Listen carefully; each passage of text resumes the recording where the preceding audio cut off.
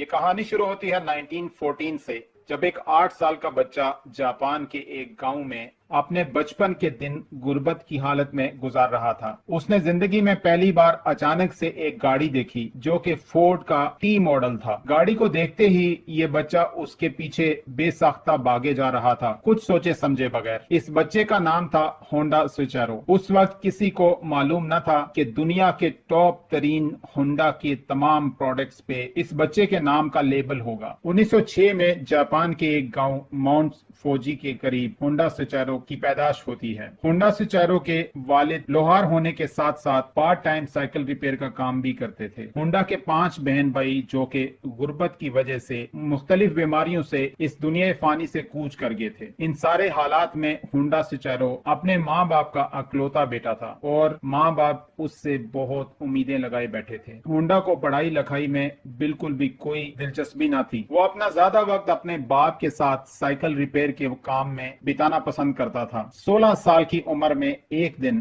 News paper کو دیکھتے ہوئے اس سے معلوم ہوا کہ آرٹ شوکائی نامی ٹوکیو کے اس آٹو موبائل سروس اسٹیشن پہ ٹیکنیشین کی ضرورت تھی۔ ہونڈا نے اس جاب کے لیے اپلائی کیا اور ہونڈا کی قسمت اچھی، وہاں پہ اسے جاب مل گئی۔ ہونڈا کمانے کی غرض سے اپنے گاؤں سے اس جاب کے لیے ٹوکیو روانہ ہو گیا، لیکن ہونڈا کو مایوسی اس وقت ہوئی جب ٹیکنیشین کی بجائے اس کمپنی میں ہونڈا کو صفائی ستھرائی اور بیبی سیٹنگ کے کام پہ لگا دیا گیا۔ ہونڈا پھنس کر رہ گیا تھا کیونکہ اس کا دل صفائی ستھرائی اور بیبی سیٹنگ میں نہیں لگ رہا تھا۔ بچپن سے ہی وہ میکینیکل پرزوں سے کھیلتا ہوا بڑا ہوا تھا۔ ہونڈا سوچارو نے واپس گاؤں آنے سے انہی اور جابز کو جاری رکھنے میں بہتری سمجھی۔ آخر وقت گزرنے کے ساتھ ساتھ آرٹ شوکائی کے مالک نے ہونڈا کو ورکشاپ کا کام دینا شروع کر دیا۔ ہونڈا سوچارو کے انٹرسٹ کی وجہ سے آرٹ شوکائی کمپنی میں کام سیکھنے میں زیادہ دیر یا مشکل پیش نہیں آئی۔ کچھ ہی عرصے تک ہونڈا سوچارو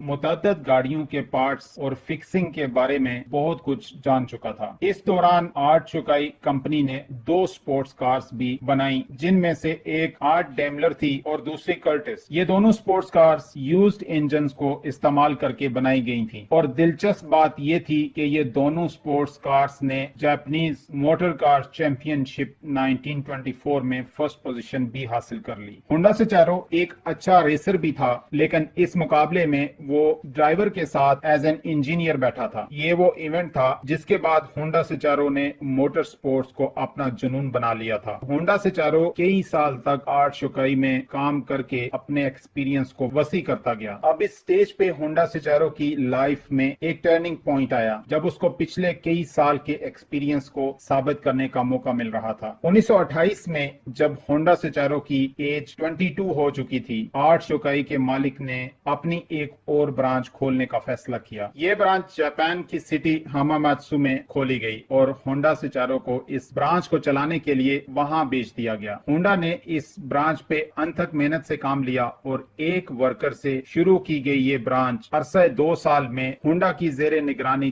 30 ورکرز تک جا پہنچی۔ اس کے ساتھ ساتھ ہونڈا اپنے ریسنگ کے شوق کو بھی ٹائم دیتا تھا اور اس وجہ سے وہ ایک نہایت چوٹی کا سپورٹس ریسر اور مکینک بن چکا تھا۔ اس نے اپنی مہارت کو استعمال کرتے ہوئے اپنے مالک کے لیے ایک سپورٹس کار بھی ڈیزائن کی۔ یہ سپورٹس کار 120 کلومیٹر پر آور کی سپیڈ سے چلنے کی صلاحیت رکھتی تھی، جس نے پرانے سارے ریکارڈز کو توڑ کر رکھ دیا تھا۔ یہ ریکارڈ اگلے 20 سال تک جاپان میں کوئی نہ توڑ سکا۔ یہاں پہ ہونڈا کے ساتھ ایک حادثہ پیش آتا ہے جس سے پہلے وہ اپنی ورکشاپ کھولنا چاہتا تھا، لیکن قسمت میں کچھ اور ہی لکھا تھا۔ 1936 میں ریسنگ کے دوران ہونڈا کا ایک بہت ہی خوفناک ایکسیڈنٹ ہو گیا۔ اس ایکسیڈنٹ میں اس کی جان تو محفوظ رہی، لیکن اس کا بایاں بازو فریکچر ہو گیا اور شولڈر ڈسلوکیٹ ہو گیا، اور ہونڈا بری طرح سے زخموں میں مبتلا تھا۔ ایسی صورت میں اس کے لیے ریسنگ میں حصہ لینا اور میکینک کا کام کرنا دونوں ممکن نہ رہا۔ کچھ مہینوں بعد جب ہونڈا کی صحت بہتر ہوئی، زخم بھرے، تو اس نے آرٹ شوکائی کے مالک سے بات کی کہ اب اس کے لیے ریپیئرنگ کا کام کرنا ممکن نہیں رہا۔ اسی سٹیج پہ اس نے آرٹ شوکائی کے مالک کو ایک پرپوزل بھی پیش کیا کہ کیوں نہ ہم اسپیئر پارٹس بنانے کی ایک کمپنی شروع کریں۔ اس پرپوزل کو سن کر آرٹ شوکائی کے مالک نے انکار کر دیا، اپنے بزنس کو اچھے سے چلتا ہوا دیکھ کر۔ آرٹ شوکائی سے جواب ملنے کے فوراً بعد 1936 में ही उसने अपने दोस्त के साथ मिलकर टोकाई सिकी हैवी इंडस्ट्री खोली और अपने दोस्त सिचारो कैटो को उसका प्रेसिडेंट बना दिया। कंपनी खुल गई मगर प्रोडक्शन के लिए होंडा के पास फंड्स नहीं थे। होंडा पूरा दिन आर्ट शुकाई के लिए काम करता था और रात को अपनी कंपनी के लिए इंजन पिस्टन बनाने की कोशिश में लगा रहता था। उसने कई महीनों तक ये काम जारी रखा लेकिन उसको कामयाबी के आसार नजर नहीं आ रहे थे। ऐसी सूरत में डबल शिफ्ट में काम करना और फिर रिजल्ट्स का खटाई में पड़ जाना उसके लिए बहुत मायूस कौन था, लेकिन उसने हिम्मत नहीं हारी। इसके बाद उसने फैसला किया कि उसे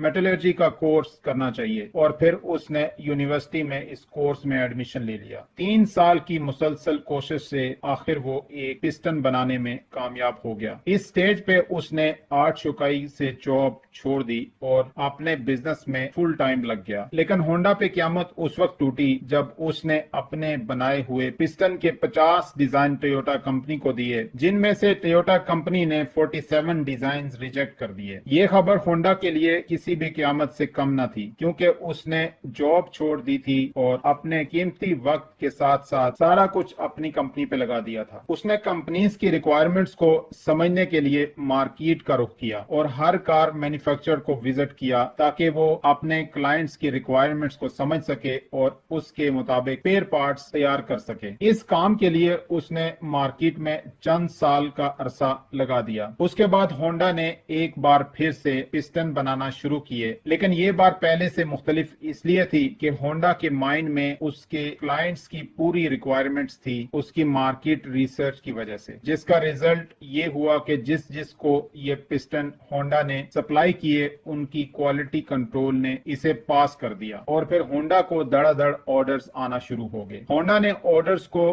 कंप्लीट करने के लिए अराउंड 2000 तक वर्कर्स को भी हायर कर लिया। होंडा को अपनी मेहनत का फल मिलने का वक्त करीब नजर आ रहा था, लेकिन किस्मत को शायद कुछ और ही मंजूर था। 1941 में जापान में वर्ल्ड वॉर 2 शुरू हो गई। मिनिस्ट्री ने कई जापानीज कंपनीज को अपने कंट्रोल में ले लिया, जिसमें होंडा सुचारो की कंपनी भी शामिल थी। मिनिस्ट्री ने होंडा की कंपनी को अपने कंट्रोल में लेकर उसे अपनी ही कंपनी में डाउनग्रेड करके सीनियर मैनेजिंग डायरेक्टर बना दिया गया और हालात उस वक्त ज्यादा बिगड़ गए जब कंपनी वर्कर्स को निकालकर मिलिट्री सर्विसेज के लिए लगा दिया गया। अगले 3 साल इंतहाई मुश्किलात से गुजरे, लेकिन 1944 में होंडा की बची खुची उम्मीदों पे पानी उस वक्त फिर गया जब एयर रेड के दौरान एक मिसाइल होंडा की कंपनी के ऊपर आ लगा और कंपनी तबाह बर्बाद हो गई। हालात मजीद खराब हो गए। 1945 में 2 न्यूक्लियर अटैक्स हुए, जिसकी वजह से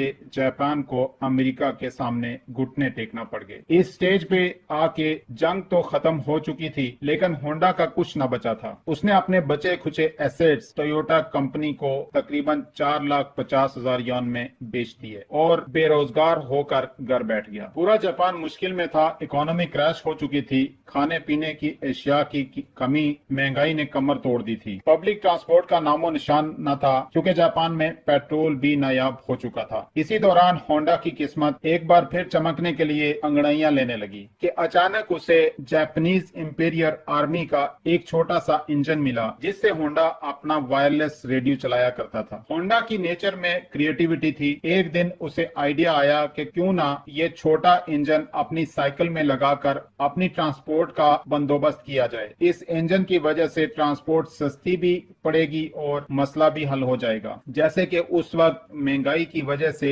लोगों के हालात भी खराब थे। लोगों को ये आइडिया पसंद आया। होंडा को चंद यूज्ड इंजन तो मिल गए, लेकिन इस साइकिल के लिए लोगों की डिमांड इतनी थी कि होंडा ने अपना इंजन डिजाइन कर लिया। ये हिस्ट्री में फर्स्ट टाइम था कि किसी भी स्पेयर पार्ट पे होंडा के अपने नाम का लेबल था। होंडा के पास फाइनेंसेस इतने नहीं थे कि वो बड़े पैमाने पे ये साइकिल बना सकता। होंडा ने तकरीबन 18,000 शॉपकीपर्स के नाम ओपन लेटर लिखे कि अगर उनको साइकिल चाहिए तो फाइनेंस करें। और इसमें दिलचस्प बात ये थी कि लोगों का होंडा के ऊपर ट्रस्ट का लेवल ये था कि 18,000 में से तकरीबन 3,000 शॉपकीपर्स ने पॉजिटिव रिस्पॉन्स दिया एडवांस पेमेंट के साथ। अगले 3 सालों में होंडा ने सुपर क्यूब के नाम से ایک ایسی موٹر سائیکل بنائی جو آتے ہی مارکیٹ پہ چھا گئی۔ یہ ماڈل اتنا کامیاب ہوا کہ 1958 میں اس بائک نے امریکہ کی اپنی ٹرائمف اور ہارلے ڈیوڈسن کی سیل کو بھی کراس کر دیا۔ سپورٹس ریسنگ میں ہونڈا کا انٹرسٹ تو تھا ہی، اب اس نے سپورٹس بائک بنانے کا فیصلہ کیا۔ وہ مختلف بائک ریسز میں جاتا اور جیتنے والی بائکس کے فیچرز نوٹ کرتا تھا۔ میڈیا زیادہ نہ ہونے کی وجہ سے اس دور میں